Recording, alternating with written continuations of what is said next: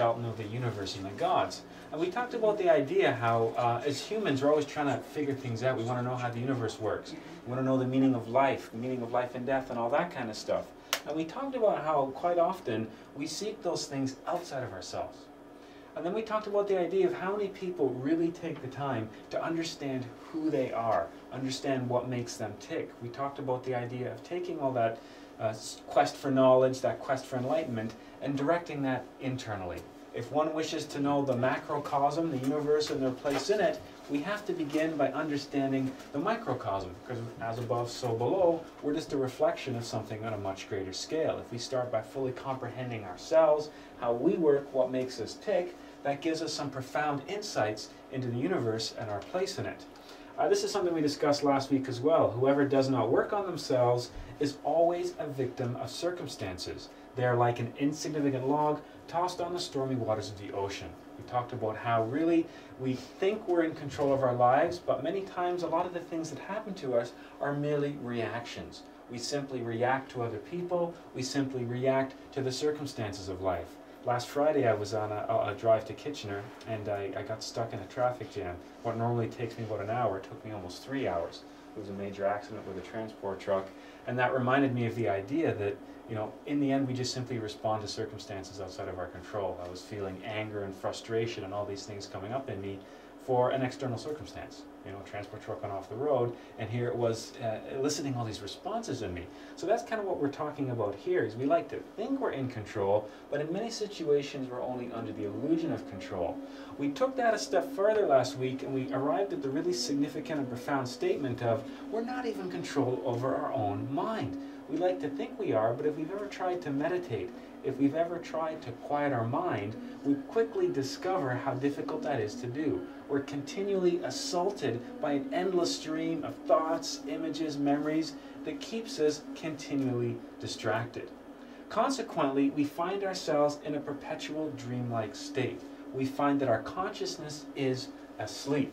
And that's why when we talk about spiritual paths, we talk about an awakening. It's the awakening of the consciousness, realizing the divine spark inside of all of us.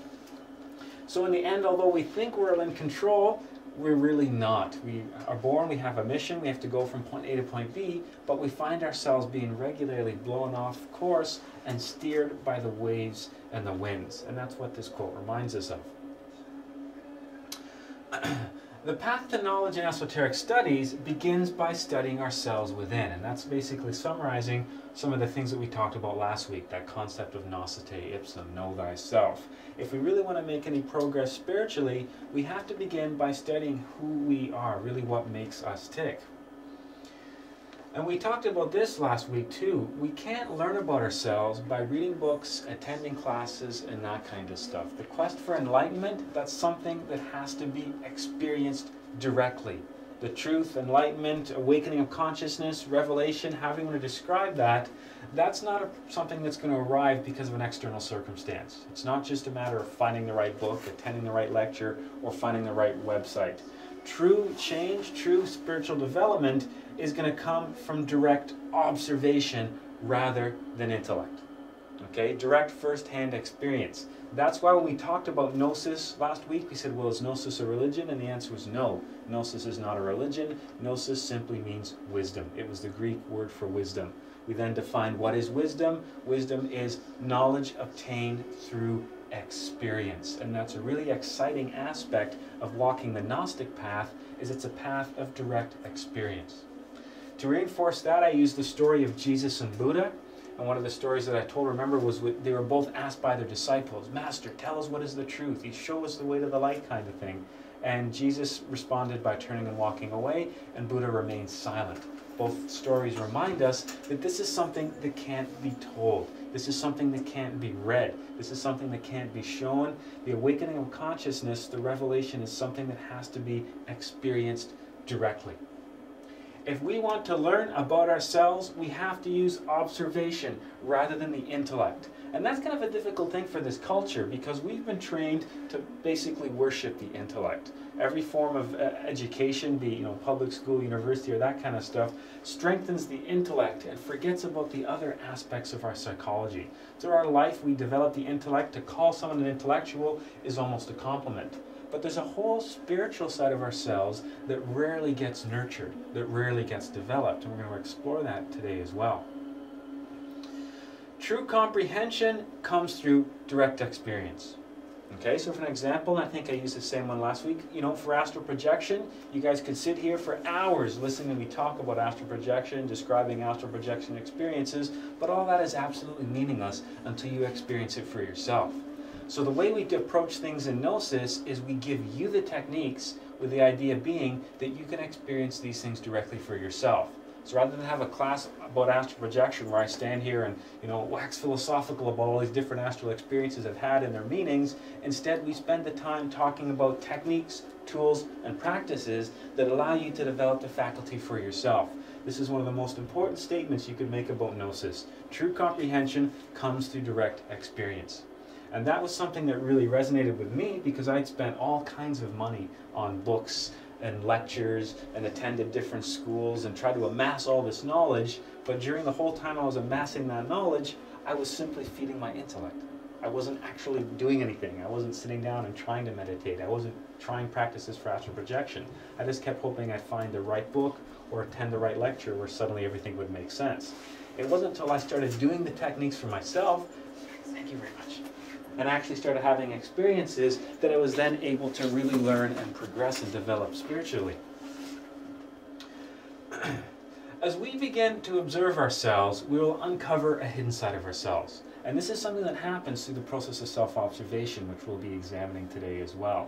By definition, the average human being has a large portion of their psychology that's hidden from them. That's the whole definition of the unconscious or the subconscious, right? So even if you go study classical psychology, they'll talk about the conscious part of your mind and they'll talk about the subconscious part of your mind. The conscious being this much and the subconscious being this massive section that you are completely unaware of what's happening.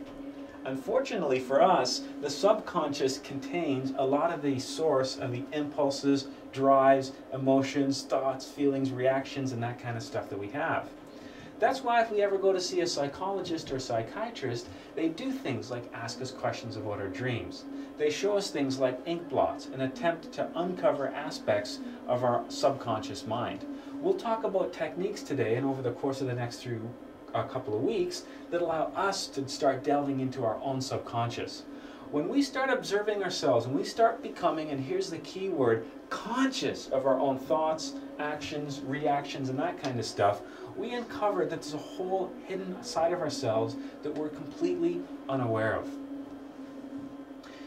We will discover with first-hand experience that we're unable to control certain aspects of our mind. For example, let's think of negative things like anger and depression, for example. These are very difficult to control. Nobody wants to be depressed, and if we've ever experienced depression ourselves, it's not a simple thing. You can't just snap out of it. You can't just tell yourself to get over it. This is a very difficult state or emotion that takes a lot of effort to overcome. Why would somebody want to be depressed? But yet they just find themselves in a situation where they are. They're unable to control that particular aspect. That's why when you see somebody for something like depression, they start asking you questions about dreams and experiences from your childhood in an attempt to figure out what triggered that response, what triggered that reaction, what circumstances of your life caused that particular psychological state.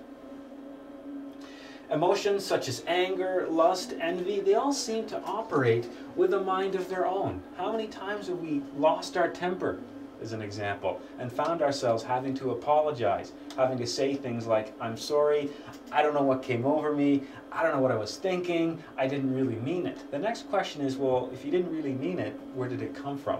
Who meant it then? How did it happen? If you don't know what came over you, well, what did come over you? Where did that reaction come from? What part of our psychology produced that anger? If it was directed at a loved one, somebody that you really care about, Why would you want to say hurtful things to them? Why would you want to do hurtful actions to them? Where exactly does that come from?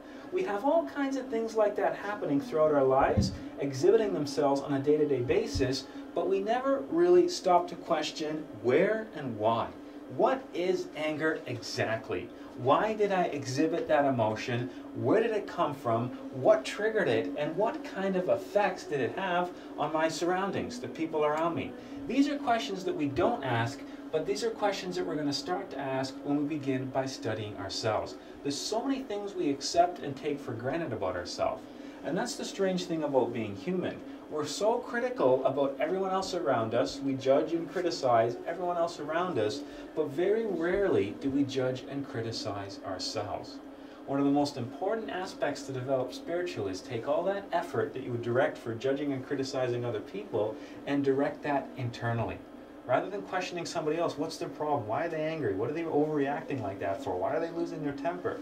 Instead, directing that inwards when we find ourselves in a similar situation. That's the process of studying ourselves. These uncontrollable aspects of our psyche, they're often the culprits behind a lot of the difficult circumstances that we find ourselves in life. Okay, we'll just call suffering and misery all the unpleasant things in life, the difficult circumstances, those experiences we wish that we didn't have to have. Those uncontrollable aspects, things like anger, things like envy, things like depression and fear and all that kind of stuff. When we look at the difficult circumstances of our life, when we figure out what happened, we can usually see it's a result of something like that. You know, we had a breakup with a significant other and we discovered that perhaps it might have started because of anger. And that anger might have been a result of jealousy or some sort of insecurity or some sort of fear that we had that we projected onto somebody else, as an example. Through many different diverse ways, which we'll look at over the next couple of weeks, these uncontrollable aspects, they become the wind and the waves. They control and manipulate most of our lives and actions. And we've all seen a family member or loved one or a coworker go through this sort of experience. We know people who have such a short fuse that they end up complicating all kinds of aspects of their life. We know all kinds of people that do very strange things that we say things like, why can't they see what they're doing? Don't they understand the consequences of their actions? Can't they see that they're always single because? Can't they see that they're always broke and have no money because? Can't they see that they're unemployed because? That's always something visible in other people, but it's something we very rarely see in ourselves. That person with the short fuse who keeps getting angry and having relationship problems and problems at work and that kind of stuff, no, they can't see that behavior. And that's the problem. Okay, and we're all guilty to certain degrees of the same aspects, but with sometimes different emotions. Perhaps we don't overdo it with anger, but maybe fear is a problem for us. It holds us back in our life. It causes us to miss various opportunities and that kind of thing. Because of these negative energies, there is a continual search for pleasure as an escape from this misery, because we find ourselves under the influence or the pull for all this negative stuff like anger, fear, depression, envy, all that kind of stuff, that big ball of negativity. That's why we find people continually searching for pleasure as an escape from the misery. That's why as society we become so materialistic, because we look for this happiness to come somewhere else. The happiness can't come from within because we've all got all this negative stuff there. So we look for it in cars and houses and jobs and other people and friends, significant others, that kind of stuff. Some people go so far as to abuse things like alcohol and drugs and all that kind of stuff is an attempt to find that. Do you have a question? I kind of do. Sure. Don't you think that to an extent sometimes people could be addicted subconsciously to those energies? Yes. Self-pity, anger, and such things, because in your brain chemically it will shoot such hormones that you become addicted just like a regular drug. Yeah. Even though you're not aware of it, you have to keep doing it. Yeah, just like there are some people that, you know, you say, oh, that person's, you know, they think they have such a big ego. They think they're perfect. They think they're on top of the world. They think they're good at everything. There's the exact opposite of that. People that think that they're worthless and think that they're not worthy of anything, and they constantly dwell in that aspect as well. We'll see when we study this a bit further that, yeah, that idea that some of this negative stuff almost sustains itself. When we're angry, and we spend a lot of time being angry, we're more prone to anger. There's almost like a vicious circle that's produced there, as that anger literally feeds on itself. And we're going to talk about where the source of all these things come from, so I think you're going to find that this will tie in really soon. We find ourselves constantly shifting between pleasure and pain, highs and lows. We find ourselves and the energies that we carry within our body in a very unbalanced state, because we're constantly going from, being on top of the world, being really happy, enjoying something. Next thing you know, we're over here and we're angry, we're upset or whatever. So we find ourselves like a pendulum, constantly swinging from one extreme to the other as we find ourselves transitioning from the high points to the low points. This is a very unbalanced way of living and causes all kinds of problems, not only psychologically, but with various energy systems of the body as well. That's what the Tao was about. The Oriental system of the Tao was all about finding the point of balance. If you studied the Hebraic Kabbalah, the idea of the middle pillar was all about that as well. Trying to find a point of balance, trying to not be all the way to the one side or the other, but find a permanent center of gravity, a point of balance between those two poles. And that's why, as I mentioned earlier, that's why we find society being so materialistic. We attempt to bring pleasure through possessions, multiple relationships, people, all that kind of stuff. We seek these things externally to try to fill a void that's inside of us.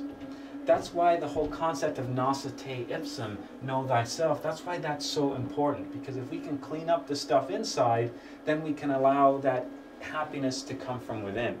Then we can allow that contentment, that peace to come from inside of us, from that divine spark that we all carry within. We don't require it to be something external. When we look at our psyche as a whole, we can break it down into a few major components. Our psyche can be broken down into what I'm going to call three main components, and we'll look at these each in detail.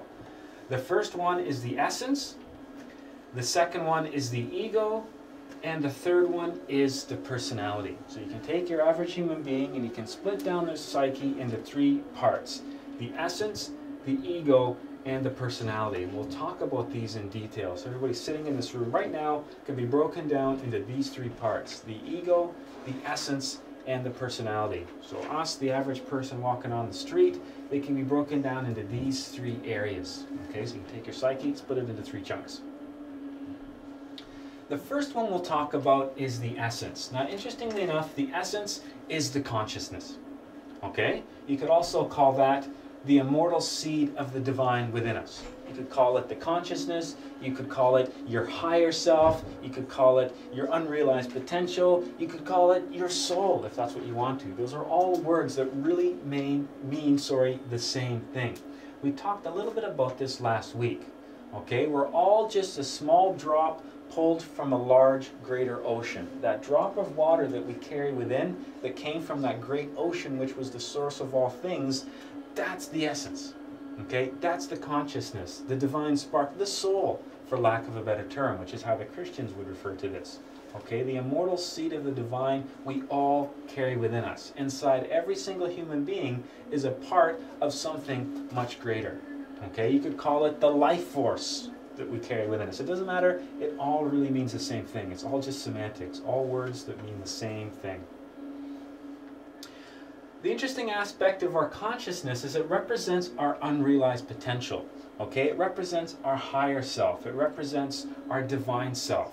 Okay? It's the seed of the divine within us. It hasn't fully developed yet, and we're going to explore this concept today as well, because that's something that we really need to cultivate. It's the seed, it's the unrealized potential for who we were supposed to be and who we really could be. And the essence is something that we're born with. It's kind of like our life force. From the moment of conception, we have the development of the essence, and it's the essence that kind of sees us through the various stages of our life. It's always there, and it's something that's present in every living human being. But there's something interesting that happens with the essence. So it's something that we're born with. It's like a seed that's planted in the ground when we're born. But the essence only grows and develops during the first phase of life. The first 4 or 5 years is when the essence is growing. After that, something happens that causes the essence to stop growing and reach a point of stagnation. It doesn't continue and develop through our entire life like it should. So when we're born, it's like planting a seed in the ground. That seed starts to sprout and germinate, but then something happens to stop that seed from fully growing. Consequently, that seed never turns into a tree. If you could call the tree our realized potential, our higher self, basically being God in man. The concept of God in man, the divine within a human, is to realize the potential of the essence, the consciousness. The awakening of the consciousness is the development of that seed, the cultivation of this higher power that we find within all of us. We're born with it, but it only starts to grow and develop during the first phase of life, the first 4 or 5 years. Okay, so think of the essence like a seed within us that starts to germinate when we're born, but without light, food, and water, the seed cannot grow beyond germination. Let's say that we were to take, remember the science experiment when you're a kid, you put the seed in a paper towel and put it somewhere and the seed started to germinate? That's our essence for the first 5 years of life. Then when you're back in public school, if you planted that seed in the ground, in some dirt, and if you watered that seed and put it in a sunny window, that seed would continue to grow. What happens though with the essence is, let's use that seed analogy again, and let's say when we put our seed in that soil, there's another seed in that soil. And the other seed that's in that soil is the seed from a weed. And as our plant starts to grow and develop, so does that weed. Now the problem is the weed grows faster than our seed. So the weed takes all the water from the soil, the weed takes all the nutrients from the soil, and because the weed grows faster, its leaves shade our little plant. Now, the problem with that is we didn't know that the weed wasn't our plant. We see the weed and we think that's our plant. So every day we water our weed and we make sure it's free of bugs and we fertilize it, and that weed keeps growing and growing and growing until eventually what we've done is grown a giant weed and totally forgot about that essence. That's what happens with humanity. The weed that we grow and develop is the false self, the ego, and we'll look at that in a few minutes. Okay, if mankind is guilty of bowing down to a false idol or a golden idol, it's the idol of the self, okay, basically the ego.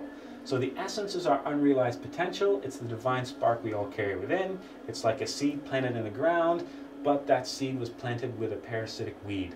And that weed grows faster, takes all the water, takes all the light, takes all the nutrients from the soil.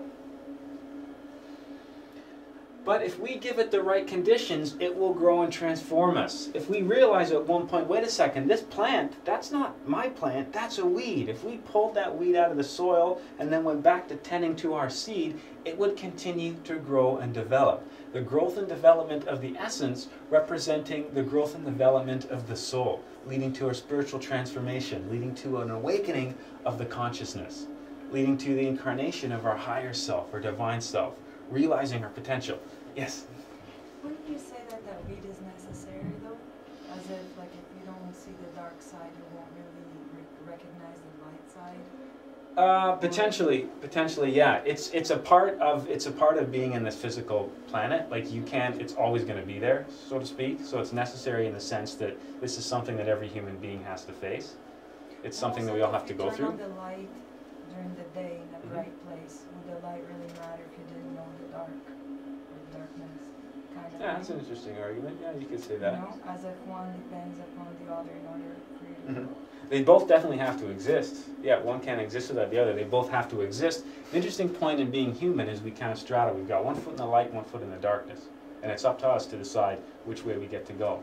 That's the interesting aspect of being human. When you look at the higher intelligences that are pure light, that's basically what we call angels, right? The intelligences that come from the higher dimensions. When we look at the entities or the intelligences that are pure darkness, that's what Christianity called demons. So you've got beings of light, beings of darkness. We straddle both worlds. And it's up to us to decide where we go.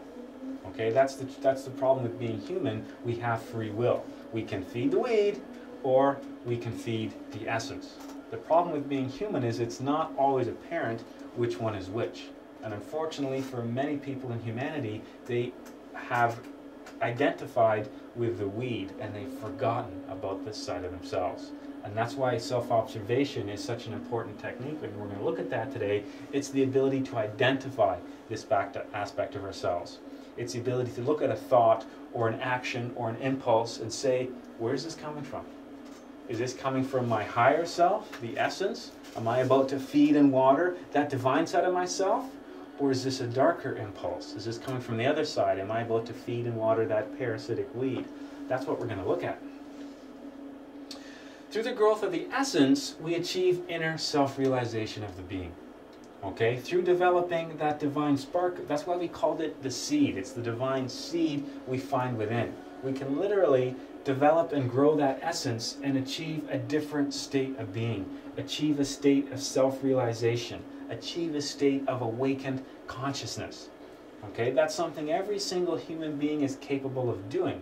We just have to remove that which prevents the seed from growing, which is the whole aspect of the ego, the false self.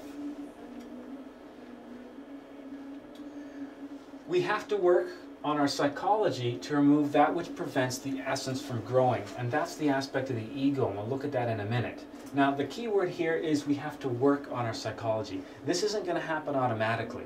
We've been identifying with that weed for so long that we don't even know what this is.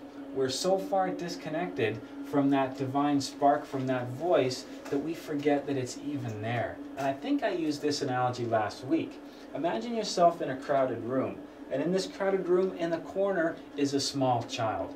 That small child represents the essence. That child knows the right course of action. That child knows what to do and when to do it, how to think, how to help, our fellow man, how to help ourselves. That child knows all the answers. But the problem is, other than that child in the room, there's 100 other people. And those 100 other people are shouting louder than that child, and they're getting in the way. We can't even notice that tiny child in the corner. We've even forgotten that they're there. We're too busy noticing all these other voices clamoring for our attention. Remember last week we said the average human has between 30 to 40,000 thoughts a given day? All those different thoughts are like different people screaming for our attention. We end up identifying with the loudest person and stop and listen to what they have to say and having a conversation with them. We've forgotten all about that small child in the corner. Now, if we could shut up everybody else in the room, which is a technique we use with meditation, learn how to quiet the mind, if we could turn off every other voice, we could focus on that small child and hear what it has to say and hear what it, where we have to go in life and what we have to do and our mission and all that kind of stuff. We have to remove that which prevents the essence from growing, and that's the ego. We have to learn how to kick all those other people out of the room so it's just us and that inner child representing the essence, the divine spark, that drop of water that we carry within, pulled from that great universal ocean. The ego steals the vital energies from the essence, which trap the essence and prevent it from growing. That's that idea of the weed growing beside our seed, where the weed steals all the water, the weed steals all the nutrients from the soil, the weed and its big leaves steal the sunlight and keep our plant in the shade. That's the aspect of the ego representing the darker side of our psychology. Our essence then becomes trapped within the various egos that we carry within. Every little ego that we have, whether it be anger, envy, fear, lust, whatever you want to call it, they all have a part of our essence. They're all literally feeding off the energies of the various systems in our bodies. And we'll look at the various energy systems in a couple of weeks. So rather than feeding that essence, it never gets any food. Okay, because we spend the whole time identifying with the various numerous egos that we have. It's like having a big angry dog in your backyard that you're terrified of and every day tries to attack you, but every day you're constantly throwing stakes out the window. That dog's just going to get bigger and nastier and that kind of thing. And there's an old Native American fable of, there's basically an Indian chief talking to a small child, and the Indian chief's talking about how that there's a white wolf representing the essence, the consciousness, and a black wolf representing the darkness. And we carry the white wolf and the black wolf inside of us, and they're constantly at war for a domination over who we are as a person. And the small child asks the native elder, then, which one wins? Does the black wolf win or does the white wolf win? And the elder responds with, well, it depends which one you feed, because we all have that choice. Okay, do we want to feed the divine side of ourselves, or do we want to feed the darker aspect of ourselves?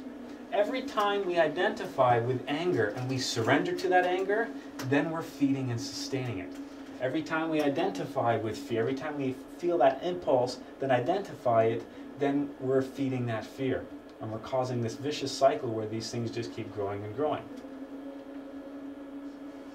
When we look at things from a gnostic perspective, when we break down our psychology, we end up talking about the fact that we can say that we're basically 97% ego and only 3% liberated consciousness. So your average human that hasn't worked on themselves, that hasn't tried to develop spiritually, is overwhelming ego and very a very small percentage of liberated consciousness. We want to change the balance of that equation. This 97% represents all those thoughts, images, memories, and stuff that streams through our mind. This is what we identify with all the time. We forget all about this. This 97% represents those other 100 people in the room clamoring for our attention. This poor little 3%, that's the tiny child in the corner that we never listen to. Okay, we find the consciousness that we have trapped and caught up in all those various egos. Ideally, we want to be 100% liberated consciousness. That would be an awakened spiritual being. That's truly a master. Buddha, 100% awakened consciousness is an example. Jesus was somebody else who had 100% awakened consciousness. This is our goal that we're striving towards. Unfortunately, the average human is the other way around. We find so much ego, so much self-interest, so much worship of the false self, and we've forgotten all about this divine side of ourselves. We're so out of touch with who we really are that we've been spending our entire life making the mistake of recognizing that weed and watering that weed every day and feeding it and give it fertilizer. We've forgotten all about that tiny seed that was planted in us when our life started. So what we're looking at, these big nasty explosions, they represent the various egos. So you say this is anger, and this is fear, and this is envy, and this is lust, and this is gluttony, whatever you want to call them. They all represent a different ego. Trapped within each of those egos, we find a part of our essence, a part of our higher self. Each of these egos is literally feeding off of that energy. Every time we identify with anger, we're basically feeding that anger. The more we feed it, the stronger it gets, the more it wants to reoccur. So the more it generates thoughts and images in our mind that cause us to identify with anger. Same thing with fear. If we find ourselves experiencing fear at various points in our life, the more we identify with that fear, the stronger that impulse becomes, the more ways fear tries to trigger itself within us.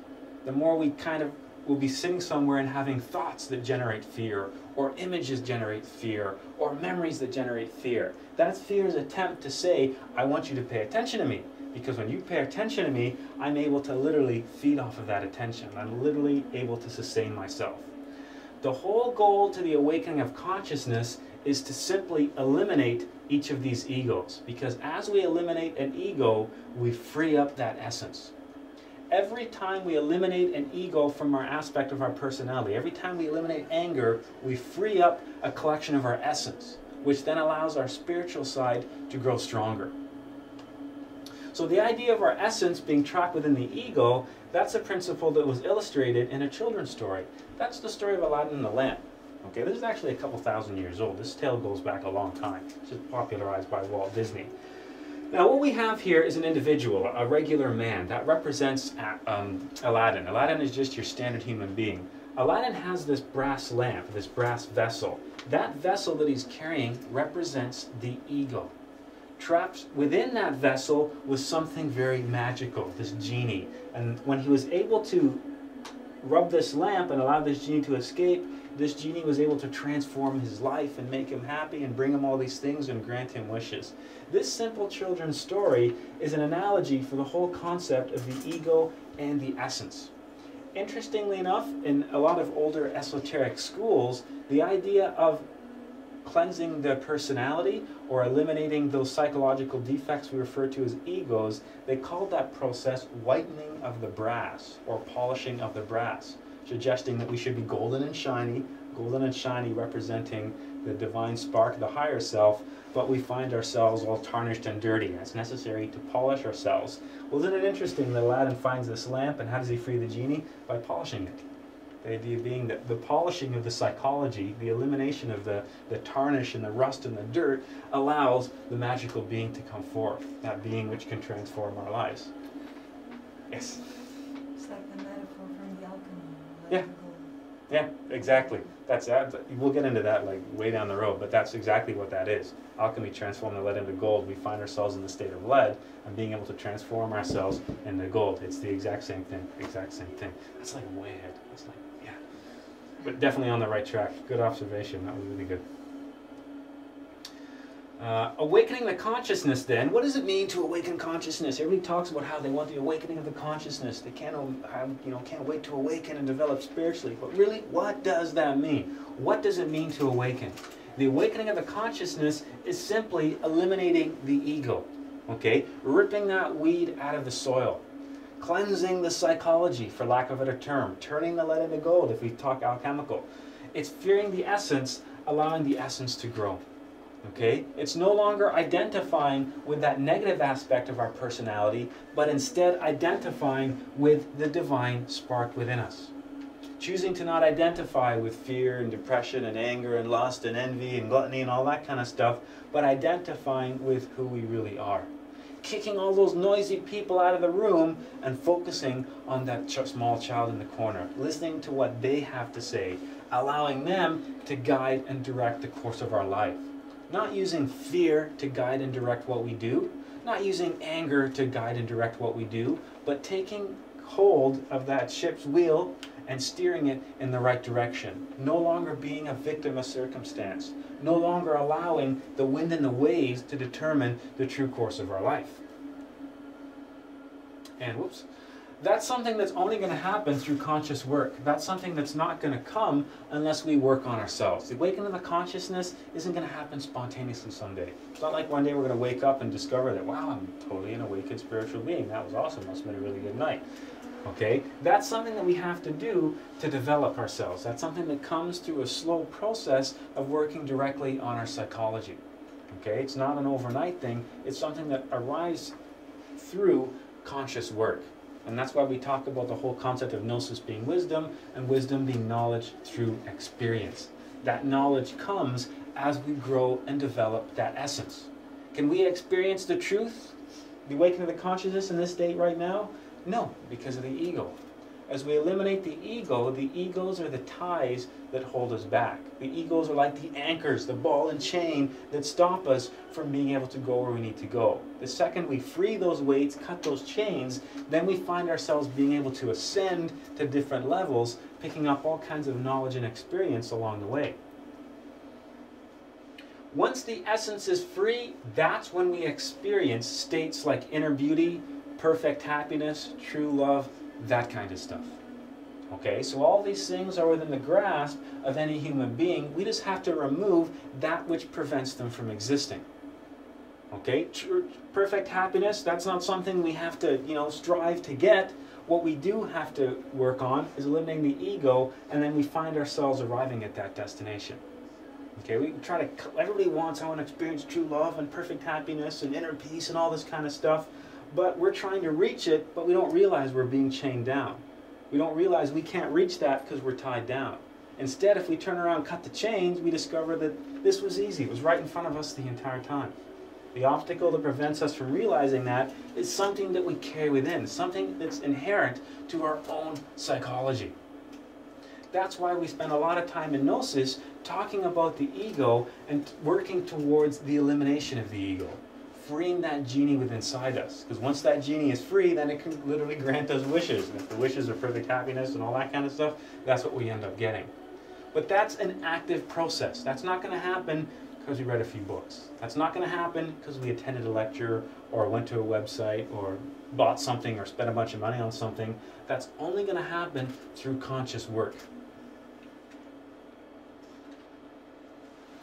So that's the essence, the divine spark that we all carry within, but unfortunately it's something we never realize. It's something we never fully develop because we spend too much time identifying with this, the ego. It turns out that we don't possess a definitive individuality.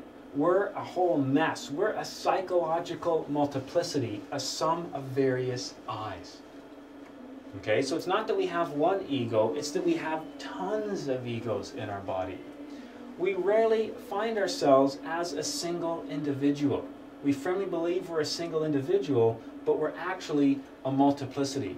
Our personality is constantly shifting and moving as various egos express themselves. The I's are the same thing as the egos, are the same thing as the psychological defects.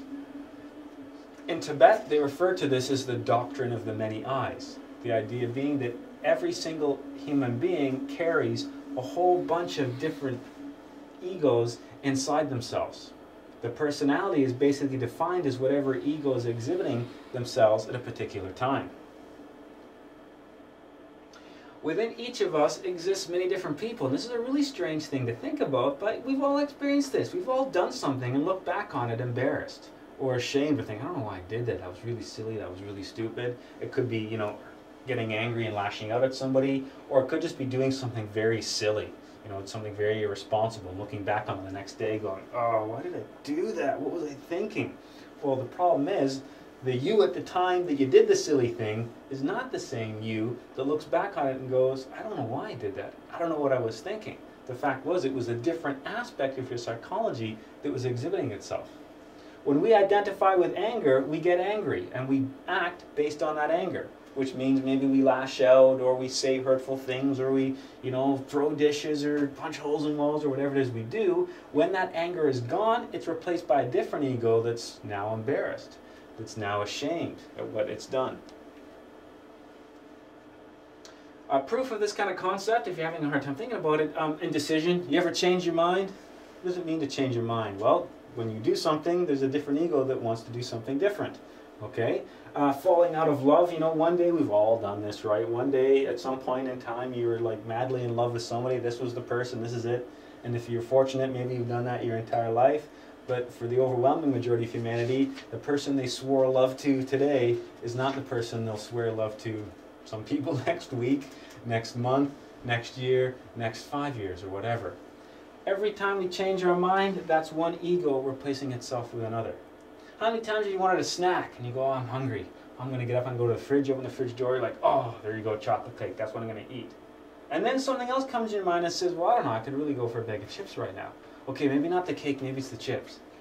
Cake, chips, cake, chips. There's an example of two opposing egos expressing themselves through your personality, basically fighting for your attention.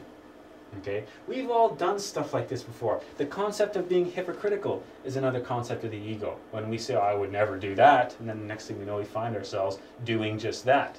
Okay? That was one ego that says, oh, no, I'd never do that. Another ego that says, you know, screw that, I'm doing this. Okay? We find ourselves a psychological multiplicity. We can't make up our mind. When we make up our mind, we change our mind. We're hypocritical. We can't keep track of all these different thoughts. We find ourselves constantly being bombarded with 30,000 thoughts a day. We're constantly trying to figure out what we're supposed to do. That's the whole concept of the ego. The entire time that process is going on, the consciousness remains asleep. Okay? We instead identify with the various egos and let them direct the course of our life. We get angry, we identify with that anger. Now anger has got control of the car. Now anger is taking the car and steering it where it wants to go. Then anger gets bored and says, I'm out of here. Leaves the car stranded somewhere else, and we realize, where am I? How did I get here? Then another ego comes forward, and it takes the car, and it still steers the car somewhere else. That inner child is the one that should be driving the car. The consciousness should have control of the wheel, but it doesn't. It's the various egos that direct the course of our life. Yes? Like menopause. Well, there you go. There's an example of that kind of thing. Yeah. There's all kinds of things that trigger the different various states of our psychology, whether external but also internal stuff as well. The idea being that that essence should have the steering wheel. That essence should be directing the course of our life. But instead it's not. It's various egos coming in and out, fighting for control of that car. Consequently, we find ourselves a victim of circumstance. We're just taken along for the ride.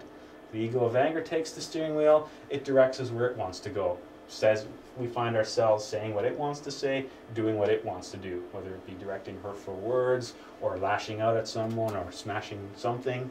And then later on, when that anger is gone, we look back at that behavior and we're shocked. We don't know why we did it. We don't know. We have to apologize. We have to say, I don't know what I was thinking. I don't know what came over me. Basically what we're saying is, I wasn't driving the car. Somebody else was, and I don't know how I ended up here. Okay? That's the kind of thing that we see when the various egos express themselves through our personality. Because of the ego, we're never the same person, which is a strange thing to say. We're constantly shifting. Our personality is very fluid. We're constantly changing and adapting as various egos come in and out. We have different moods. The whole concept of a mood is just describing a different ego. I was in a really bad mood yesterday. What that really means is I was exhibiting the following egos. I was, afraid or depressed or angry or whatever. We behave differently in different circumstances and around different people. I mean, come on, you're not the same person you are at work as you are at home, and you're not the same person with your loved one that you are with your kids, and you're not the same with your kids as you are with your friends. That's what we do as humans. We're chameleons. We're constantly changing our colors to adapt to the various circumstances. The main tool that allows us to do that is the ego. So who are we really? Are we the person at work? Are we the person at home? Are we the person that we are with our loved one? Are we the person we are with our friends? Are we the person we are with our family, our parents, our kids? Well, who are we?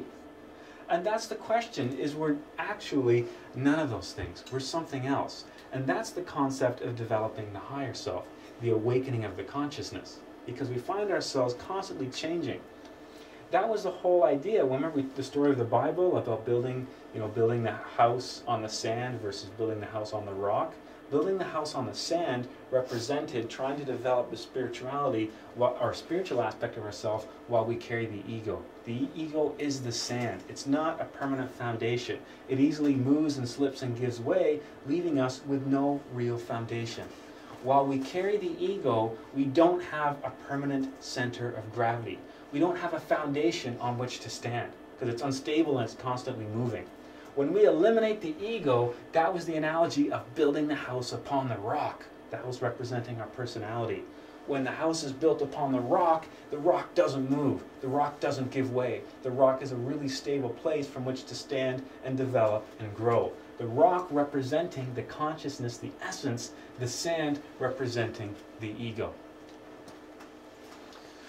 We're full of contradiction, hypocrisy, and we're continually distracted. Everybody, we find that all the time. No matter, we say, well, that's, politicians are always like that. Well, we're like that to a certain extent in our own lives. We're continuously distracted. We talked about this last week. You're in this room right now. Yes, I can physically see you there, but your mind's not there. Well, it might be now because I mentioned that. But you were thinking of something else. Like 2 minutes ago, you were thinking of what you're going to do tomorrow night because it's the weekend. Or you're thinking, what time is this done? I got to get a bag of milk. Or you're thinking, geez, it's kind of warm in here. There's all these different thoughts that you're having. While you're doing that, you're not in the present moment. Interestingly enough, the present moment, the eternal instant, that's where the consciousness is. That's where that small child is. The ego is constantly trying to take us out of the moment. It's dragging us back into the past, into fantasy land, reliving memories and experiences. Or it's pulling us into the future so we can worry and plot and plan and all that kind of stuff. We're never in the present moment. That's what the ego does. It generates those thoughts and those images so we identify with them and don't stay in the present moment. Okay, life is like a corridor. All we got to do is start this end of the corridor, the long hallway, and go to the other end. That's our goal, that's our purpose, get from point A to point B. And along that hallway, there's all these television screens. And the television screens represent the egos. All we have to do is walk in a straight line. That's the purpose of our life, get from here to here. It sounds pretty simple. You take a step and, oh, hang on, something caught my attention here. You stop, you sit down, you watch this television screen. And then you realize, no, I'm supposed to get to the end of the hallway. And you walk another couple of feet and, oh, something good on this TV. And you stop and sit down and watch that television screen. The ego continually distracts us in an attempt to keep us out of the present moment, in an attempt to prevent us from identifying with that essence, the divine spark. Because when we identify with the essence, we're feeding it and starving the ego. When we identify with those TV screens, then we feed the ego at the expense of the essence. And the ego wants to be fed. The ego wants to take control of that car. Because when the ego's in control of the car, we're feeding it. We're allowing it to sustain itself. Consequently, the ego traps our consciousness, controls our lives, and causes us to sleep profoundly. The irony of being human is right now you're saying, well, I'm not in bed, I'm not asleep. The irony of being human is right now you're asleep, but firmly believe that you're awake. Life is a continual dream. It's just full of distraction. You may have heard before the concept of all the world Maya. It's just an illusion. Everything you see before you is an illusion. It's a distraction. It doesn't exist, and it's not really here. which is a really strange concept. We'll explore that at different levels throughout the course. But yes, everything you see before you is one giant distraction. You're staring at the TV screen right now. And if you think of this is where if you get, really into it, this is where if you sort of see the Matrix movies, this is where these ideas we see being expressed over and over again, that's where this comes from. Okay, these are just different expressions of spiritual principles that have been in play and across thousands of years of civilization. This is where it gets a little bit, we're going to take a little bit of a detour that gets kind of interesting.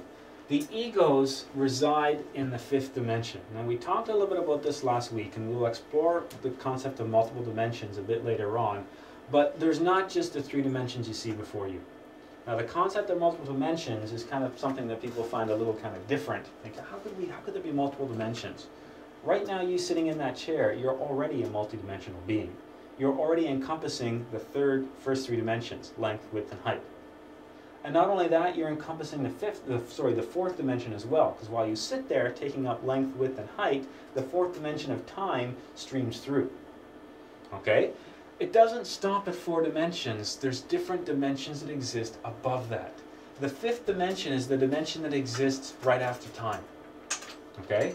And you've been there a lot. You go there every night. The 5th dimension, that's where you go when you dream. The experiences that you have as dreams when you're sleeping are you walking around in the 5th dimension.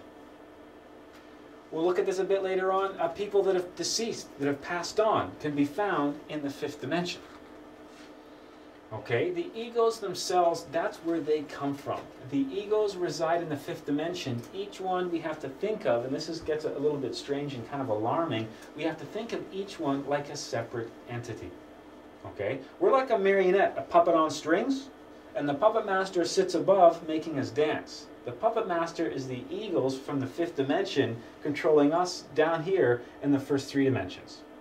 Okay, they make us dance and do what we want to do, which is the same thing as taking the car and driving it around. They enter and leave us according to the opportunity available to them, and they take their food from the various energies that we have in our body. Things like our psychic or mental energies and that kind of stuff. We'll look at a bit in a couple of weeks at the various energy systems our body has, but the egos actually sustain themselves. They're attempting to generate those thoughts and images so we identify. When we identify with anger, we let that ego of anger enter in our body and take control.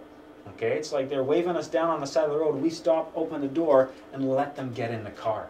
Okay, the egos, they're not a part of who we are. They're not a part of that higher self. They're not really a part of who we are, but the mistake we've made is identifying with them. We think that they're us. Remember that saying, the biggest trick the devil played on humanity was convincing them they didn't really exist in the first place? That's the same thing. We all carry this darkness within, but we so firmly identify with that darkness, we've forgotten about the light. We don't even see the darkness as dark anymore. The egos, when we look at this classically, they're represented by the 7 deadly sins. Because when we talk a lot about the egos, here in all the world's various religions in different forms, but if you want to get Christian, people say, well, all the egos are mentioned in the Bible. Well, they are. They just call them sins. It's the same thing. The 7 deadly sins were seen as a living personification of those egos. So anger, envy, lust, gluttony, lazy, pride, greed, that kind of stuff. Okay? The 7 deadly sins are just a personification of the egos. Each one representing a different entity itself. Now, when we look at the 7 deadly sins, these were seen, and if you remember the story of Jesus talking to the devil, and he was saying, I am legion, legion suggesting thousands. Each of these is seen as like a captain, a head of a giant army. So anger might be the general, but underneath anger is hate and bigotry and all that kind of stuff. Discrimination would all live under there. Okay? When Jesus cast the 7 deadly sins from Mary Magdalene, remember that was one of the stories, we had Mary Magdalene that was the prostitute. When Jesus cast the 7 deadly sins from Mary Magdalene, what was really going on there is he was dissolving her ego and liberating her essence, which was the awakening of the consciousness. So he was basically freeing her higher self. Yes?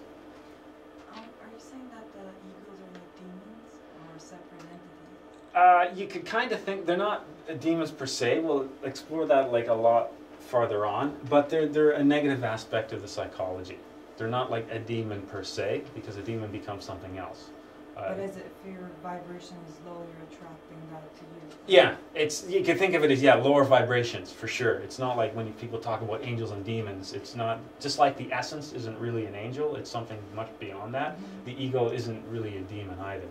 A demon is, when we look at ourselves dimensionally, there's dimensions that exist above us, and there's dimensions that exist below us. And if you're familiar with the Kabbalah, that's what the Tree of Life is indicating. We've got basically 9 worlds above us, representing the superior regions. We sit right here, the world of Nakut, which is the physical world, but down here is the inferior. We've got 9 heavens, right? There's a reflection of that in the 9 lower regions. As above, so below. We find ourselves directly halfway in between, the point of balance.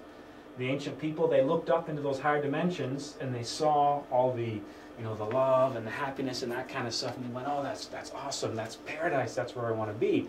The heavens are like that because they're a lot closer to the source. The closer you get to the light, the brighter things become. Now there's the reflection of that below us, the infernal regions, the various hells of the world's religion, When the ancient people experienced things in those dimensions, they went, there's so much suffering and pain and violence and horrible stuff, that's hell, I don't want to be there.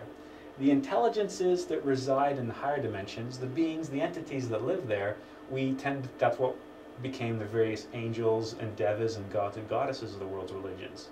The stuff that lives in the lower regions, that became the monsters and the devils and the demons of the various religions. They're just different intelligences that reside in different places. We straddle both of those right in the middle. It's our choice whether we want to go up or whether we want to go down. You've all been to hell, by the way, if you're curious about it. Ever had a nightmare? And a nightmare is you experiencing something in the lower regions. If you have a heavy meal before you eat, there's various chakras, energy centers of your body. You have positive ones and you have negative ones. It turns out there's a bunch of negative ones, what are referred to as infernal chakras, that are located in your digestive system. If you have a heavy meal and your stomach's working overtime, that extra energy can activate those negative chakras, and then when you go to sleep, you're pulled down into the lower dimensions. And you experience that as a nightmare. That's basically where you are when you're doing that, which is a strange thing to think about. When Hercules slew the 7-headed Hydra, the story of Hercules, one of the things you have to do is the Hydra came out in big snake, 7 heads, and Hercules kept hacking the heads off. Do you remember what happened every time he cut a head off? One grew back. That shows you the difficulty eliminating the ego and how just, sneaky the ego is. Every time you cut one off, another one appears. Hercules was the solar hero. Hercules is basically the Jesus figure. Okay, Jesus was a solar hero. Hercules was a solar hero. When you read the tasks of Hercules, the tasks of Hercules are all about the awakening of the consciousness. There's last Christmas, I think it was last Christmas, that was one of the lectures that I did for Christmas, was talking about the trials of Hercules. The concept of Jesus being born in a manger, the animals within it represent the egos. Okay, the idea of Jesus, the divine spark, is born in all of us into a manger, a place full of animals, and it's kind of dirty. But we can clean that manger. We can, eliminate all those animals and allow that divine spark to grow and develop within us. Each sin is seen as the head of a legion of many more. So the example I used earlier, anger would be like the boss, but found under anger would be hate, prejudice, racism, discrimination, violence, murder, all that kind of stuff grouped into that. Okay, so the 7 deadly sins were seen as the big guys in the army. Each one had all kinds of stuff beneath it. Gluttony is not just overeating. We also find gluttonies, when we look at it, addictions fall under gluttony. So people that are, alcoholic or have a trouble with various, legal or non-legal drugs, that would fit under gluttony as an example. People that take an excess of things.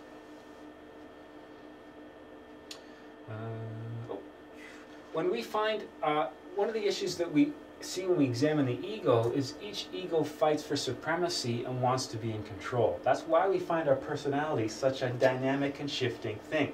We're in that. Let's take the analogy of that room. Remember we said there was 100 people in the room and a small child in the corner? Let's say it's not a room, it's a car. There's 100 people in the car all fighting for the steering wheel. What kind of course do you think that car takes? Just drives all over the place. Kind of like our thought process. Kind of like the thousands of thoughts and images that fly through our mind each day. Each thought and image is directed from a particular ego in an attempt to get us to identify with it. Something happens and we react. All those reactions are simply various egos. Somebody pushes our button, which what really means is somebody does something which causes anger to manifest within us. So somebody pushes our buttons and we lose our temper. That's anger, basically taking control of the car and taking it where it wants to go. Our egos manifest through the personality triggered by internal and external factors. They're triggered by things like, people around us and our objects. We were joking earlier about internal things like hormones and menopause and all that kind of stuff. There's all kinds of different factors that trigger the various egos. Most of the things that we experience in life, the thoughts, the actions, and the emotions are simply reactions. And the reactions we've been enforcing our entire life. A plus B equals C. When this happens, then I am sad. When this happens, then I am angry. When this happens, I am happy. That's what we do with all different aspects of our lives. A lot of our emotions and our thoughts follow a pattern like that. And that pattern is something that has been developed over the various course of our lives. The type of parents we had, the area that we grew up in, the experiences we had, they all molded those sets of equations of A plus B equals C. And we carry hundreds of different equations within us where the equals part is just a different ego. When this happens, if I insult you, you feel angry. If I compliment you, you feel happy. You get cut off in traffic, you get angry. You find some money on the ground, you get happy.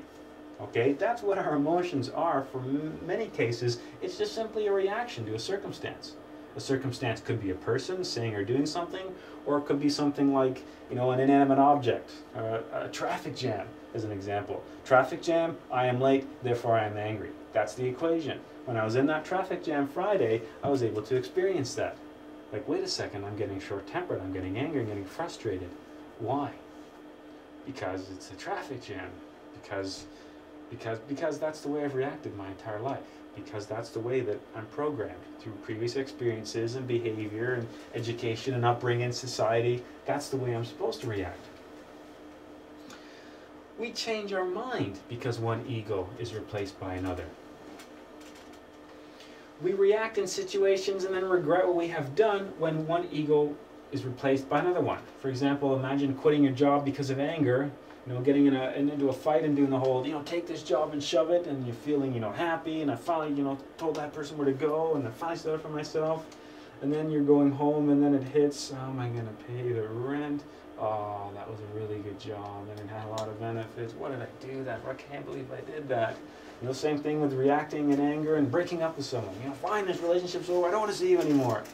And then a couple days or a couple weeks go by and we find ourselves missing that person. Why did I do that? I probably shouldn't have reacted like that. That's all examples of the different egos, the various fluid aspects of our personality.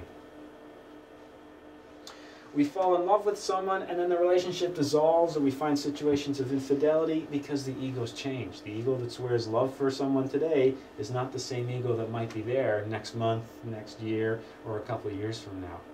So all kinds of different aspects of our life are affected by various egos.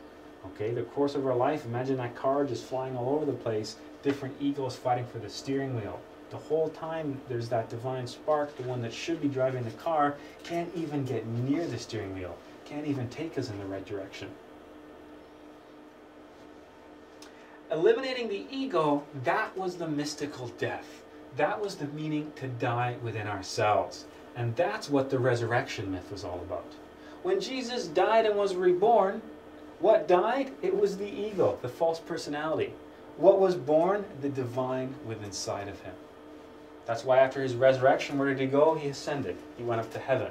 What does that mean? That means that the divine essence within him developed and he was able to go back to the source. Remembering the resurrection myth, that's not, the resurrection mythos is not unique to Jesus. There's a lot of the solar heroes that have that same myth. Osiris was another example. Osiris died and was brought back to life. It's representing the same story, the death and the rebirth. What is it that's reborn? The spiritual side of ourselves. What is it that dies? The false personality, the ego. Okay, so when we look at the myth of the solar hero, it's told over and over again. One of the prominent aspects of that myth is to being die and reborn. Sometimes it's told as going down to hell and coming back. That was Hercules. He went down to hell and fought some monsters and slew them all and came back up. The monsters he was fighting, the dragons, the demons that he had to fight and kill, they were the various egos. Everyone contains egos, even the virtuous, saintly, kind-hearted. And that's the problem, is when you look at this, one of the, I'm not going to call it a shock, but it's kind of like a little bit of a shock when you reflect on some of these things, to think that you have, you know, these entities coming in and out of my personality, controlling my moods and my thoughts. He's probably talking about somebody else. Maybe he's talking about everybody else in the room, but probably not me. Because I'm good, I'm perfect. You guys all got problems, I'm sure, but not me, I'm perfect. We all have a tendency to do that, right?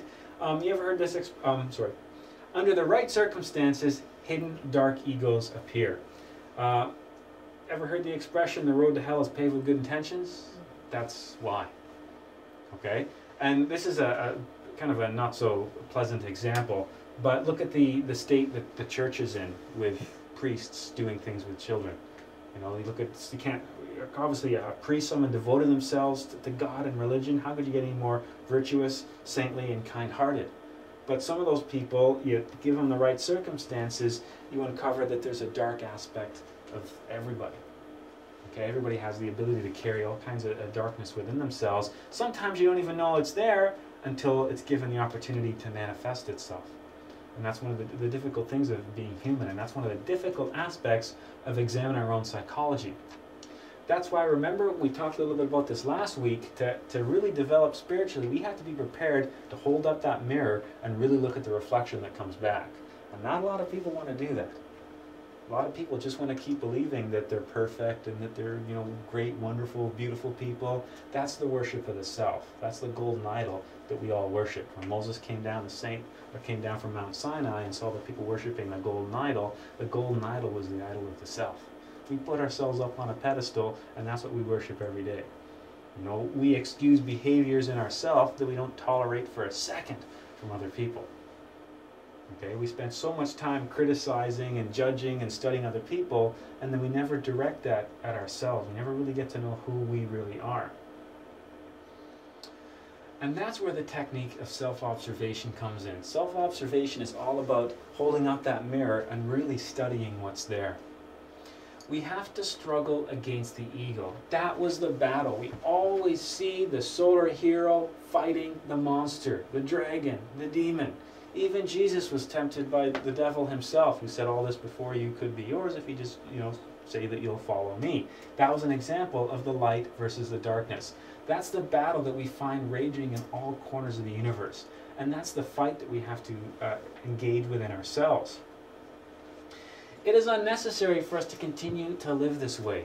It's really a choice that we can make, and it sounds like a really strange thing, but we can choose to fight against the ego. We can choose to develop that divine spark within us. Okay, this is something that every human being has the potential to do, because every human being carries that divine spark. We can choose to climb that ladder and ascend back to that source.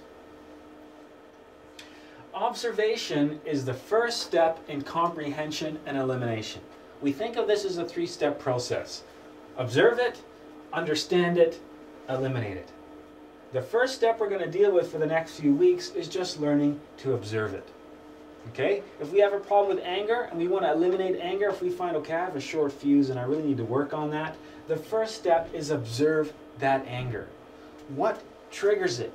Why does it happen? When it happens, what do you do? What are the thoughts that you have? What are the actions? How are you affecting the people around you? Once you've observed anger, that will lead to the next stage, which is comprehension. Really understanding everything about that emotion, that particular ego.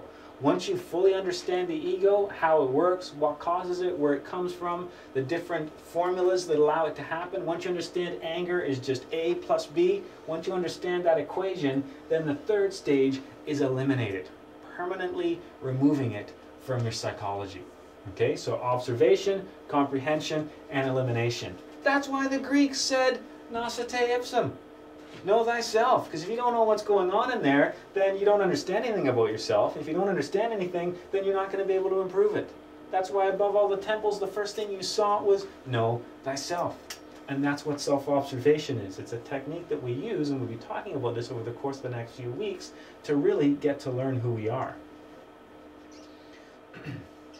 We have to observe ourselves and try to identify and get to know the different eyes inside us. Because remember, the eyes, by definition, make up the subconscious. You don't know what's there.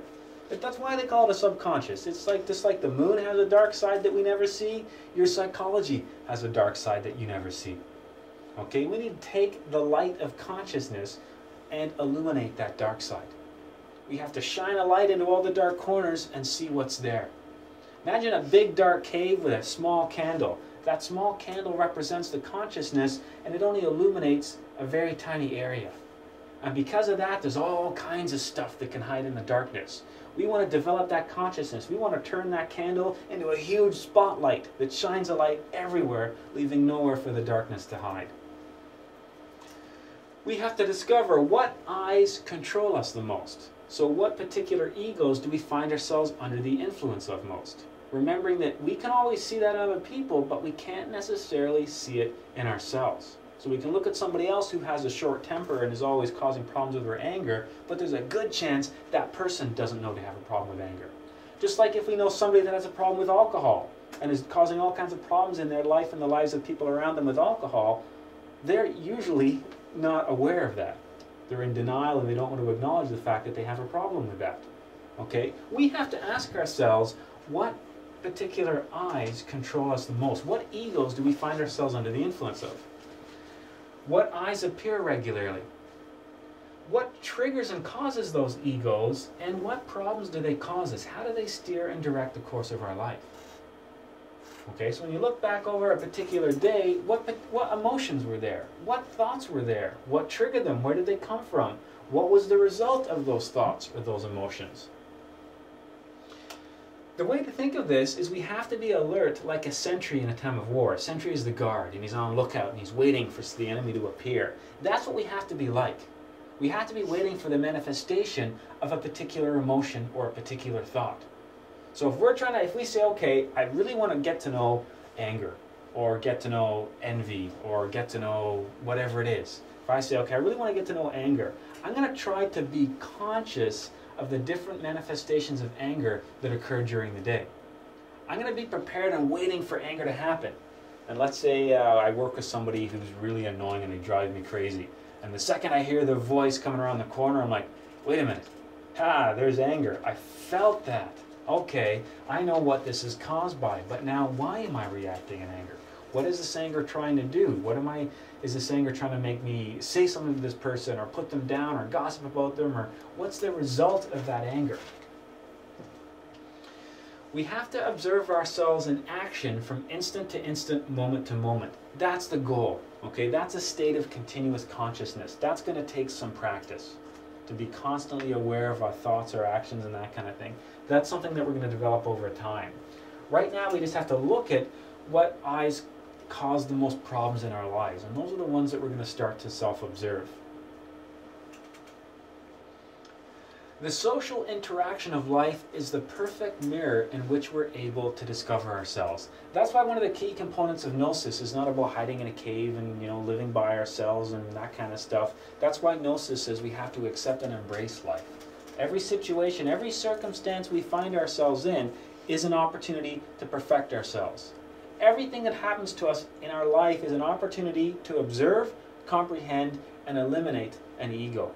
There's a famous story about Master Samael. In the town that he lived, there was this really annoying person. Everybody hated this person, and every morning he'd get up and go have basically a cup of tea with him. And people would say, why do you keep going to that guy's house? He's so annoying. And he'd say, yeah, I know. It's perfect. He brings out all these different egos in me. And as they come out, I can see them, I can study them, and I can eliminate them. That's why if I had a problem with anger and I said, forget it, I'm going to live in a cave, and I lived in a cave for 30 years, and I think, wow, for 30 years, I haven't been angry. And then leaving my cave, somebody cuts me off with their car, and I'm immediately angry again. Okay, I didn't really eliminate that anger. There was nothing to bring it out. I was just able to suppress it, but it was always still there.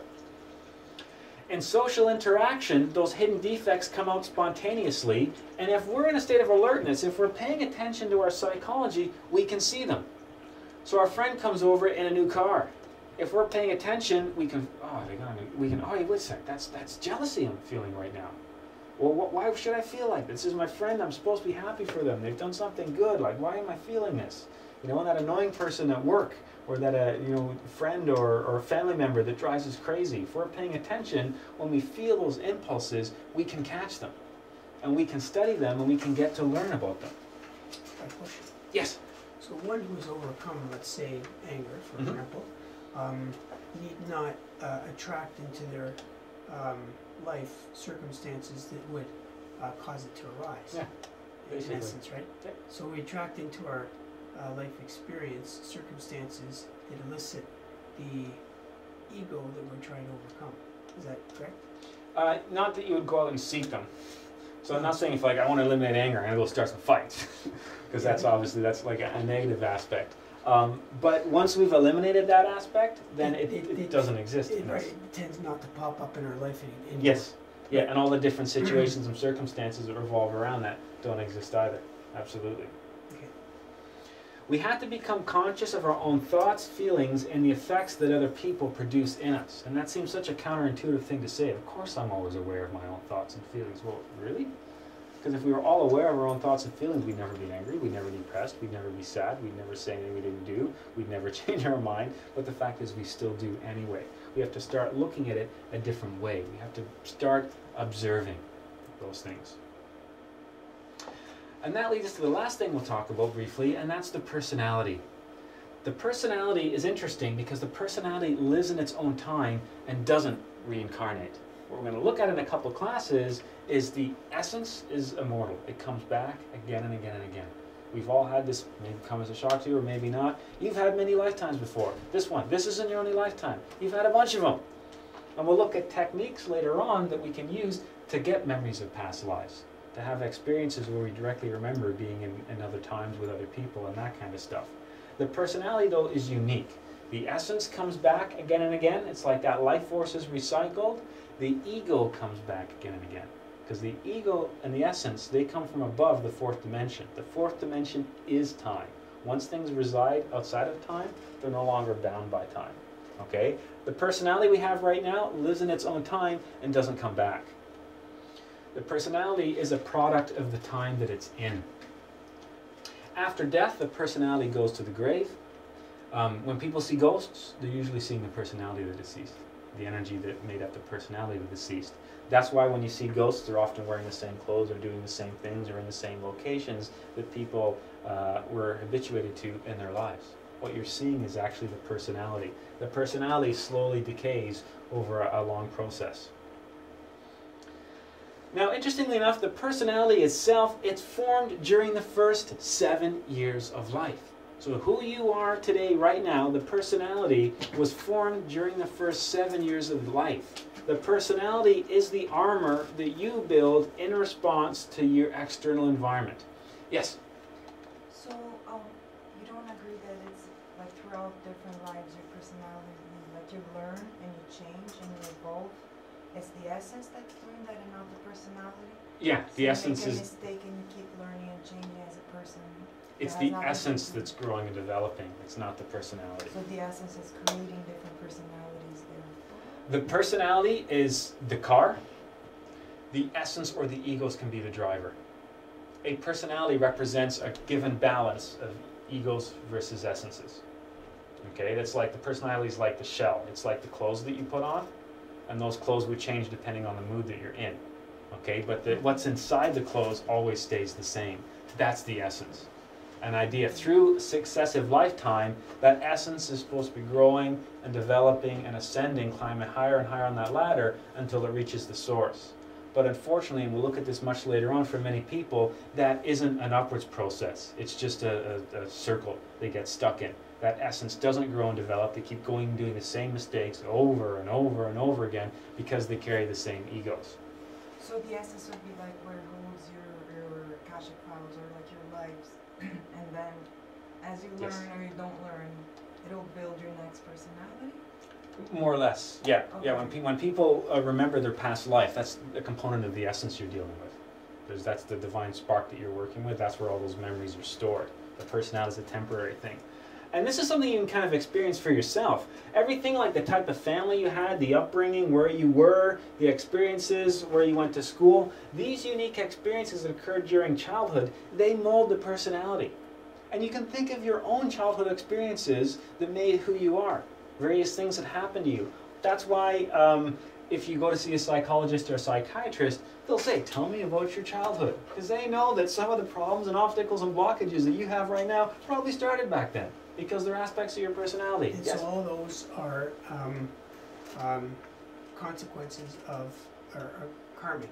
Yeah, that's the next thing, and we'll get into that briefly, but we'll do a whole class on that. Yes, and that's the next question that kind of answers what you guys are both talking about. Yes, there's a karmic element to this as well, because the type of family, the type of environment, and things that happen to you are a result of the actions of the previous life.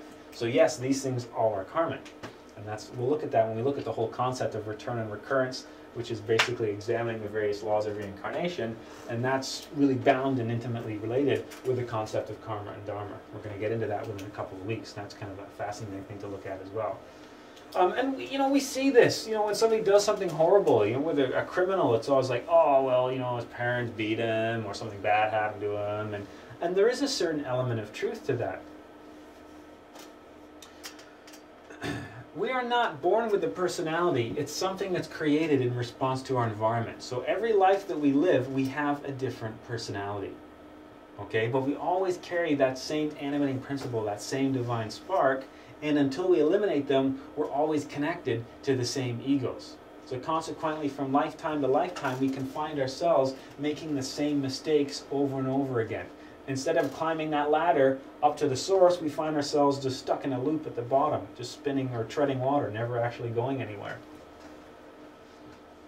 And as I mentioned earlier, think back to your own childhood and how many events occurred that defined your personality to this day. The personality is simply a vehicle of action that can be driven by the ego or the essence. The personality is the car. The question is, who's driving it? The driver can either be one of the various egos, or the driver can be the essence. Yes?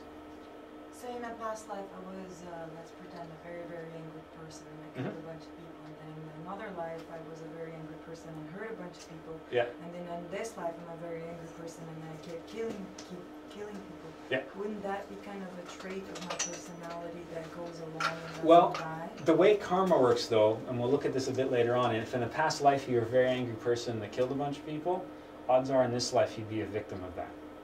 So you instead would be, you'd be on the receiving end of that, and that's the universe saying that's the energy you project out into the universe. The universe is like a mirror, that's what you project out, now that's what's coming back in an attempt to teach you a lesson. Hurting people is bad, killing people is bad. See how much pain and suffering this causes? Naughty, naughty, slap, slap, don't do it again. The problem is, the ego doesn't care.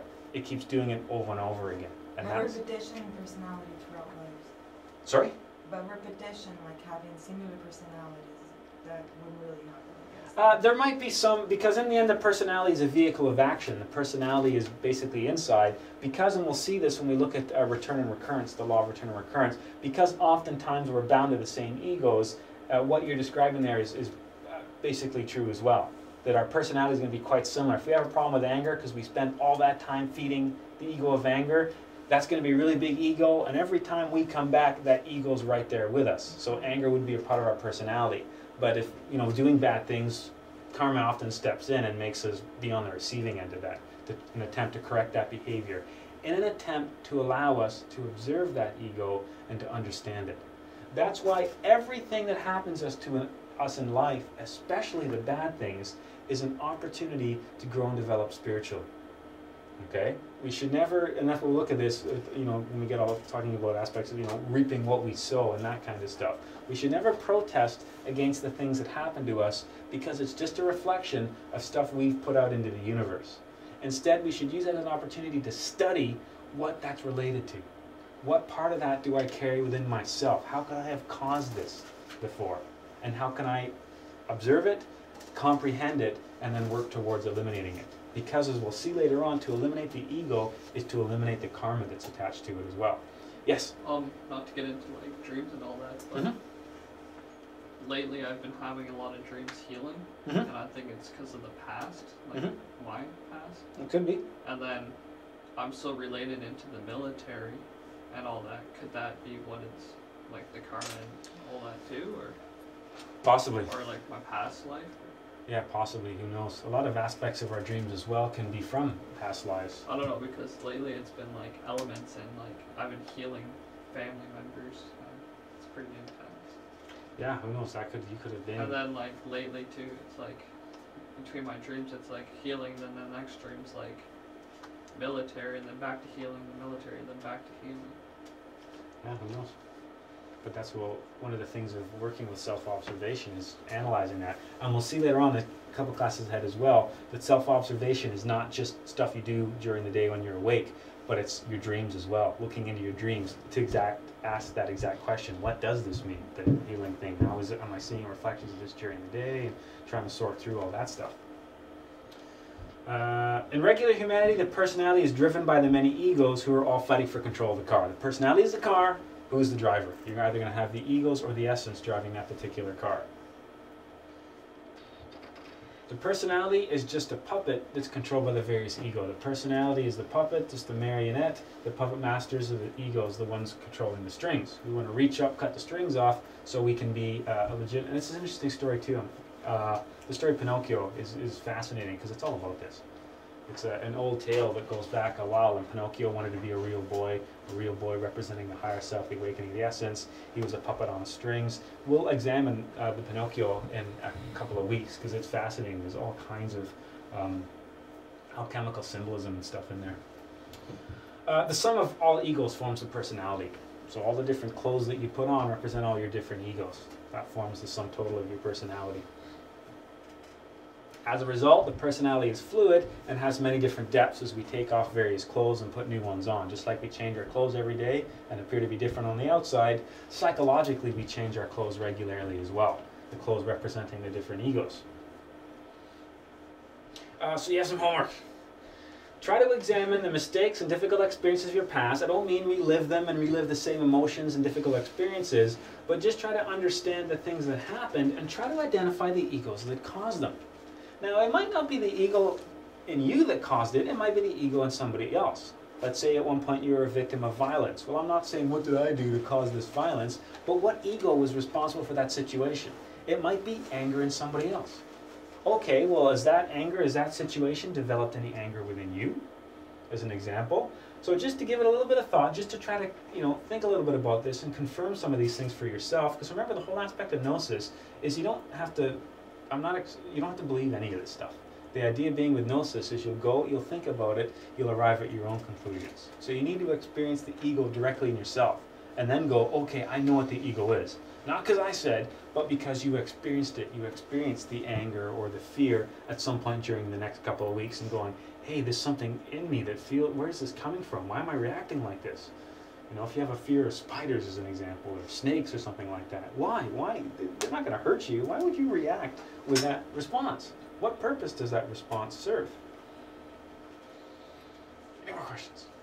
Okay, last week we just worked on a basic aspect of meditation, which was concentration. Okay, remembering that when we're trying to do a meditation, the key is to stay in the present moment, to stay in that eternal instant, and to not identify with the egos. We now understand that the thoughts and images that are going to appear in our mind, they're the various egos trying to get our attention. We should see those thoughts just like cars on the street. They drive by, we don't identify with them. Every time we identify with a thought, that's like waving a car down, getting in it, and letting it take us for a ride. Okay, we can't stop the thoughts at this point yet, but we don't have to identify with them. They're just like clouds in the sky, they simply pass us by. We should see ourselves at the center of a wheel with everything else revolving around us. We're separate from it. We don't have to identify.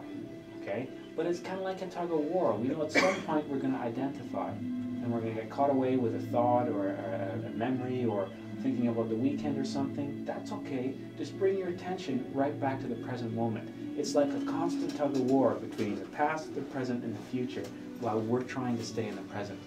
The more you keep anchoring your concentration, your attention back to the present, the more likely you are to stay there. Okay, and the other key to meditation that we developed a bit last week was the concept of relaxation. Concentration and relaxation are key to reaching the deeper states of consciousness that we need to achieve if we want to do things like remember past lives, astrally project, and that kind of stuff. Okay, so we're going to start by finding our comfortable position we can maintain for the next 15 minutes. Keeping our back nice and straight, because one of the key things we learned last week was a proper use of breathing.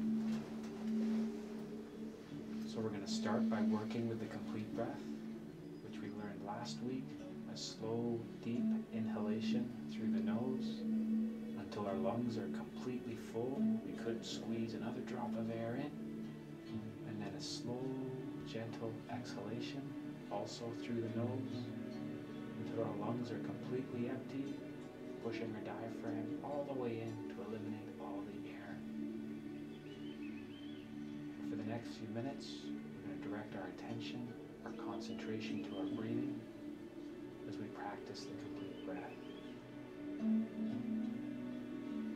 Relieving all our thoughts, our worries, the distractions of life. We're leaving them in the door upstairs. We'll pick them up on the way out, but for right now, they're just an illusion, a distraction. They don't really exist. All that exists right now is our breathing. The only thing that matters is our breath. The only thing that's real is our breath.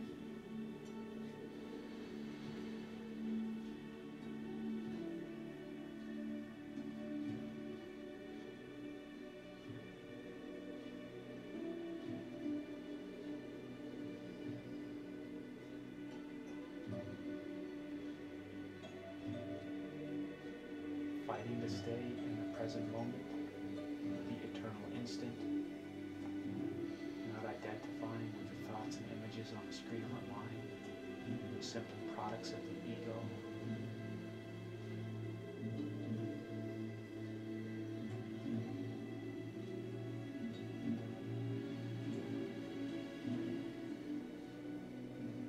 When we stay in the present moment, when we don't identify with the ego, we feed and nourish the essence.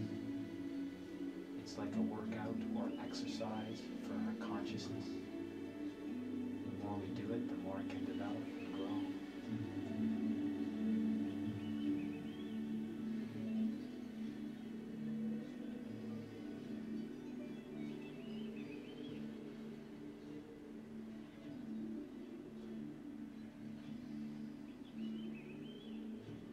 And as we keep our breathing slow, deep, and rhythmic, we're now going to focus on relaxing the body, starting at our toes, relaxing all the muscles in our toes, feeling the muscles go loose and slack, bringing that sense of relaxation into our feet, relaxing all the muscles of our feet, feeling the muscles go loose and slack, bringing that sense of relaxation into our ankles, feeling our ankles relaxing, keeping our breathing slow and deep. Bring that sense of relaxation into our calf muscles, feeling the muscles of our calves relaxing, feeling the stress, the tension leaving them. Bringing that sense of relaxation into our knees, relaxing the muscles of our knees, feeling any pain, discomfort, or tension melting away as the muscles relax.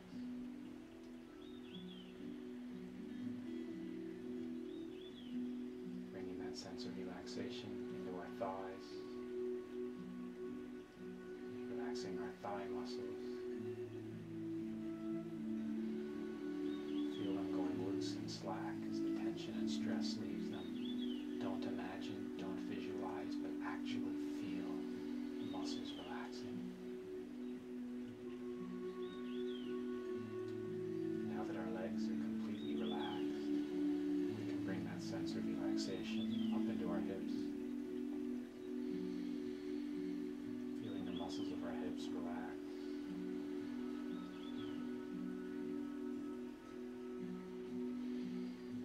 Bringing that sense of relaxation relaxation now into our lower back. We carry a lot of stress and tension with our lower back. So with our next exhalation, when we breathe out, we imagine breathing out a dark black cloud, which represents the stress and the tension we carry in our lower back. And as we exhale, we feel the muscles relaxing and going slack.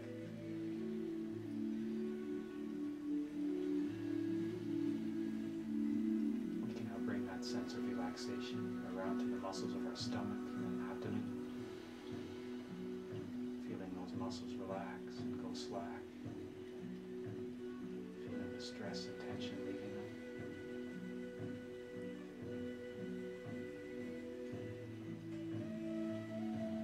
We can now continue bringing that relaxation up into our back and our shoulders and our chest. Feeling the muscles relax. Feeling our shoulders drop down slightly as the stress and tension leaves them.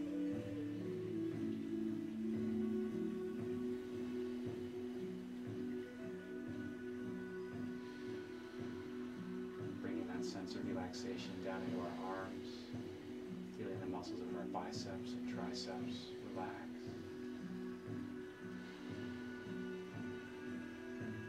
Feeling our elbows relaxing. Relaxing our forearms,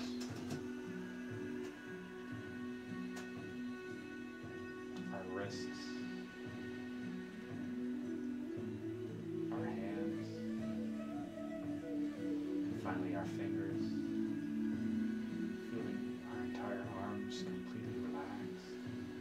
There's no stress, there's no tension, there's no discomfort.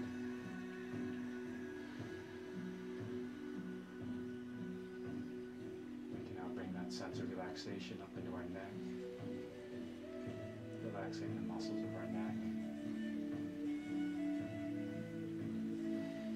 feeling the muscles go slack and loose as the tension leaves them.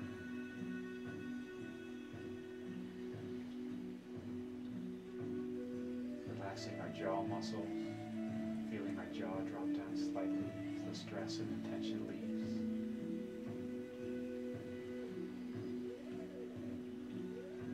Relaxing now the muscles of the face and the eyes.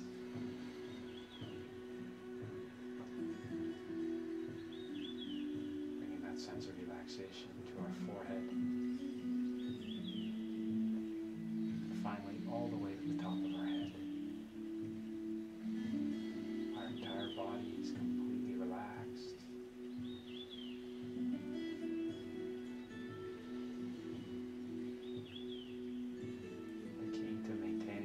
Relaxation is to not identify with any thoughts. Stress and tension are caused by things like memories and worries. Right now in this room, all that exists is peace and relaxation. Things like stress, tension, upset, they may belong to our past, they may lie ahead in our future, but right now, in the eternal instant, these things do not exist. All that exists is peace and relaxation. The only thing that's real is our breathing. The only thing that exists and that matters is our breath.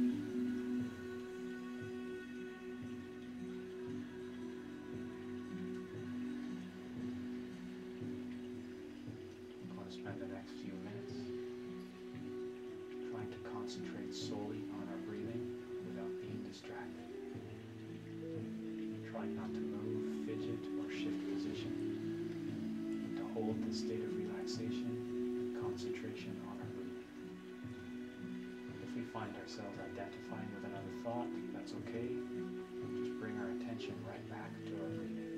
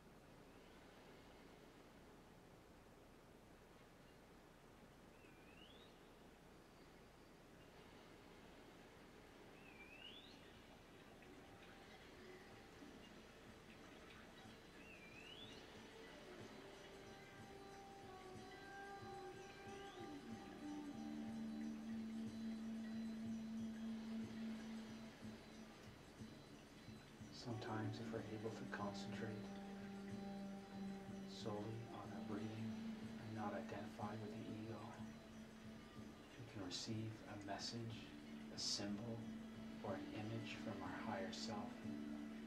That's the essence, the small child trying to speak to us. If we have a challenge or an obstacle or a problem in our life we need to solve, doing a simple meditation and not identifying with the ego oftentimes will allow us to see a new perspective, perhaps even a solution to the problem. The key is learning to quiet the mind. It's a process of tug of war. If we are persistent, we always win. Fighting to stay in the present moment, using our breathing to hold us in the eternal instant, being conscious of every drop of air we inhale and exhale.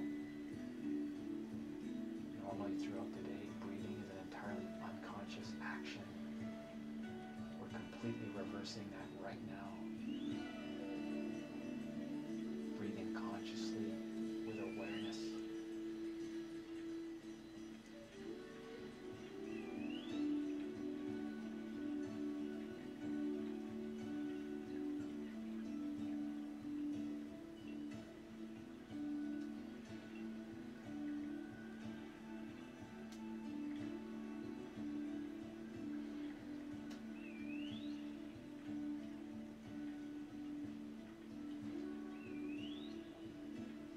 The longer we do this, the more the ego fights, the more vivid the images become, the deeper the memories go, as the ego fights for our attention. We don't identify with them, we let them drift by like cars on the road or clouds in the sky.